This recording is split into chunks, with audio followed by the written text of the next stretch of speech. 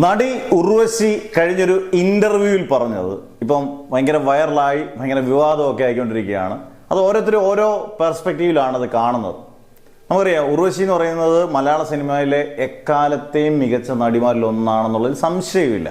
ഏത് റോളും വളരെ സിമ്പിളായിട്ട് ചെയ്യുന്ന ഒരു നടിയാണ് ഉർവശി. ഉർവശി ലേറ്റസ്റ്റ് ആയിട്ടുള്ള ഇന്റർവ്യൂ പറഞ്ഞത് മമ്മൂട്ടി മോഹൻലാൽ ഒരു കമ്പാരിസൺ, അതായത് രജനി ഹരിദാസ് ചോദിച്ചപ്പം മമ്മൂട്ടി മോഹൻലാലിനെ കുറിച്ച് ചോദിച്ചപ്പം ആരാണ് മികച്ചെന്ന് ചോദിച്ചപ്പം രണ്ടുപേരെയും ഒരുമിച്ച് തന്നെയാണ് പറഞ്ഞത്. പക്ഷെ പറഞ്ഞപ്പോൾ ഒരു പ്രത്യേകത പറഞ്ഞത് മമ്മൂട്ടി എല്ലാത്തരം സ്ലാങ്ങുകളും നല്ല ഗംഭീരമായിട്ട് കൈകാര്യം ചെയ്യും. അതുപോലെ തന്നെ പിച്ചക്കാരൻ മുതൽ രാജാവ് വരെയുള്ള ഏത് കഥാപാത്രങ്ങളും ഗംഭീരമായിട്ട് ചെയ്യും. മോഹൻലാലിനെ മോശമാക്കി പറഞ്ഞിട്ടില്ലെന്നുള്ളതാണ് ആ ഇന്റർവ്യൂ ശരിക്കും കേട്ടാൽ മനസ്സിലാവും. മോഹൻലാൽ ഗംഭീര നടനാണ്, പക്ഷേ പിച്ചക്കാരനൊക്കെ ആയിട്ടൊക്കെ അഭിനയിച്ചാൽ മോഹൻലാലിനെ ഈ പറയുന്ന പോലെ ഒരു ഫീല് ആൾക്കാരിൽ തോന്നിക്കത്തില്ലെന്നാണ് ഉർവശി പറഞ്ഞത്.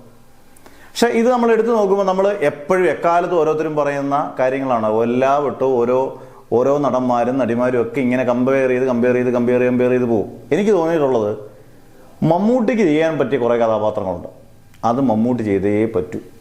മോഹൻലാലിന് ചെയ്യാൻ പറ്റുന്ന കഥാപാത്രങ്ങളുണ്ട്, അത് മോഹൻലാലിന് ചെയ്തേ പറ്റത്തുള്ളൂ. ഇപ്പോൾ മോഹൻലാൽ ചെയ്യുന്ന ഭരതവോ അല്ലെങ്കിൽ കമലതളവോ സ്ഫടികവോ ദേവാസുരോ പോലുള്ള സിനിമകൾ, ഒരുപാട് എണ്ണം പറഞ്ഞ തീരാത്ത സിനിമകൾ, ഒരിക്കലും വാനപ്രസ്ഥം പോലുള്ള സിനിമകൾ, സതയം പോലുള്ള സിനിമകൾ, മണിച്ചിത്രത്താഴ് പോലുള്ള സിനിമകൾ, സട്ടിലായിട്ടുള്ള കിലുക്കം, വന്ദനം, എത്ര പേരുകൾ നമുക്ക് പറയാൻ പറ്റും. ഇതൊന്നും ഒരിക്കലും നമുക്ക് വേറൊരു വേർഷൻ ചെയ്യാൻ പറ്റുമായിരിക്കും മമ്മൂട്ടിക്ക്, പക്ഷെ ഒരിക്കലും ഇത്രയും പെർഫെക്റ്റ് ആയിട്ട് ഒരിക്കലും മമ്മൂട്ടിക്ക് ചെയ്യാൻ പറ്റത്തില്ല എന്നുള്ളത് ഉറപ്പായ കാര്യമാണ്. അതിനകത്ത് ആര് പറഞ്ഞാലും മലയാളികൾക്ക് അറിയാം ഇത് ലാലേട്ടൻ ചെയ്താൽ ഓക്കെയാണ്.